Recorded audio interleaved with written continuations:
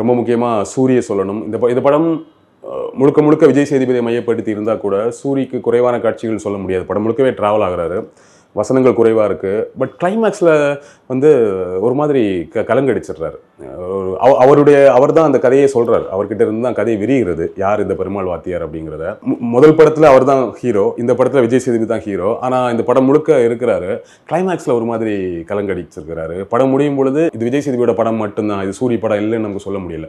அந்த கிளைமேக்ஸ் காட்சியில் அவருடைய ரியாக்ஷன், வசனங்களே இல்லை பெருசாக, ஒரு ஒரு ஒரு அந்த ரியாக்ஷன் மூலமாகவும் என்ன சொல்கிறது, ஒரு வகையான பரிதவிப்பு அல்லது ஒரு வகையான கோபம், உண்மை இதுவா அப்படின்னு தெரிஞ்சுக்கிட்டதுக்கு அப்புறம் வரக்கூடிய உணர்வு இருக்குல்ல, அது எல்லாமே ஒரு மாதிரி வெளிப்படுத்தி இது என்னோட படமும் தான், நான் இந்த படத்தில் ஹீரோ தான் அப்படிங்கிறத வந்து நிரூபிக்கிறாரு சூரி அப்படின்னே சொல்லலாம்.